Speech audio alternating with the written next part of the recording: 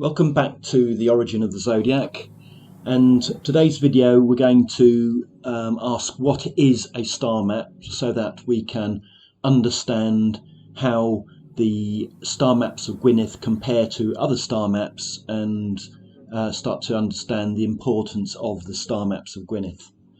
So the first star map we've got to look at is an ancient Chinese star map from around about the first millennium of the current era, and here we can see this Plough perhaps, and Cassiopeia, and the constellations in the middle are the circumpolar constellations. So that's a star map. They used it to help navigate the heavens. This is a Babylonian star map, and you can see the celestial sphere above is broken down into quadrants, and these are lists of stars in each area. That looks like Orion, and this is how they understood the heavens above. This is the Nebra sky disk. It is from the first millennium of the current era. It is a bronze disk with gold icons on it. This is the Pleiades. These angles here reflect the sun rises and the sun sets on the solstices, and this is a way that the people understood the heavens and charted and predicted what was going to happen. This is the Dendera Zodiac from the Temple of Hathor at Dendera. This is a bas-relief on the ceiling, and if we zoom in a little bit we can see there are the constellations of the Zodiac: Taurus, Scorpio. There are a few differences. This is from about the 1st century before current era. Virgo here is depicted as a constellation called the Frond, which is different to what we have today. This is the sort of star map that most people may be familiar with. This is Orion. We can see the familiar shape of Orion's body, his belt. This is the ecliptic, because Orion is beneath the celestial equator. It's in the southern celestial hemisphere, and this is the brightest star in the night sky, Sirius. Here is a view of the northern celestial hemisphere with all the constellations, and we have Polaris in the middle, the Plough, Cassiopeia.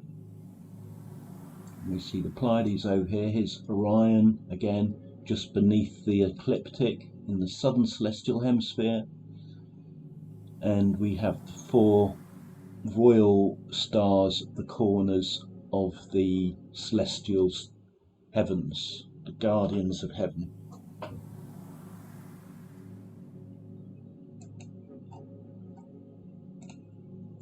This is a schematic of the constellations, all of them at a glance, so you can see the northern hemisphere and the southern hemisphere, and the ecliptic through the middle. That is the apparent path of the sun against the constellations, and therefore all these constellations on its path are the constellations of the Zodiac, the 12 constellations of the Zodiac. And then we have the northern circumpolar constellations and the southern circumpolar constellations. A different type of star map is one that is put on the ground. This is the Glastonbury Zodiac, first seen about 100 years or so ago, and people sort of saw shapes on the ground. Some people are saying it's wishful thinking, other people saying it's just how they wanted to arrange their fields. It's not a complete Zodiac. It's missing quite a few of the constellations in the centre here. This is a similar ground-based star map on Bodmin Moor in Devon, and again The circumpolar constellations are missing.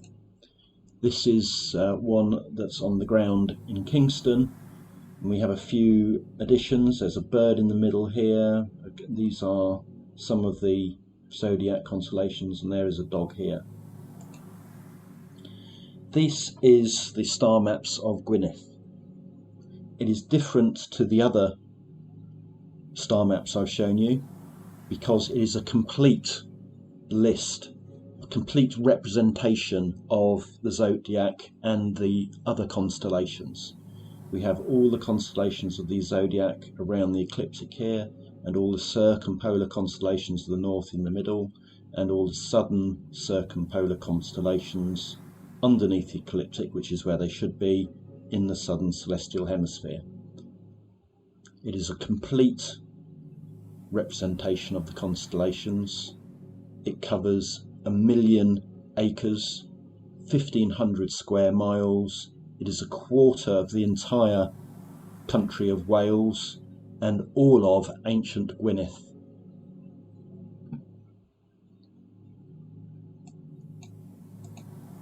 So let's have a look on Google Earth. We're familiar with this view, and we zoom in to Wales.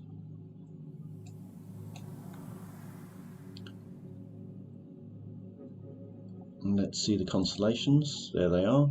You can see the area that they cover. We'll zoom in a bit further, and we'll put on the pole star and the plough and the little plough. From there we can put on the ecliptic and then add all the constellations of the Zodiac. So we'll start at Leo,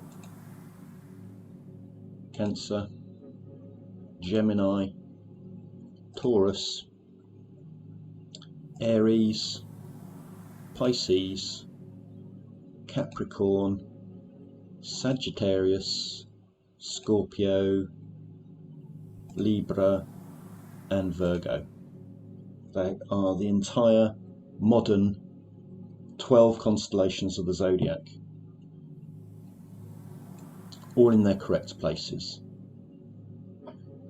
And we can look at it in other areas, and we can find out all the constellations in the northern hemisphere here: Draco, Bootes, Cygnus, Cepheus, Cassiopeia. They're all here. This makes the star maps of Gwynedd different to all the other star maps.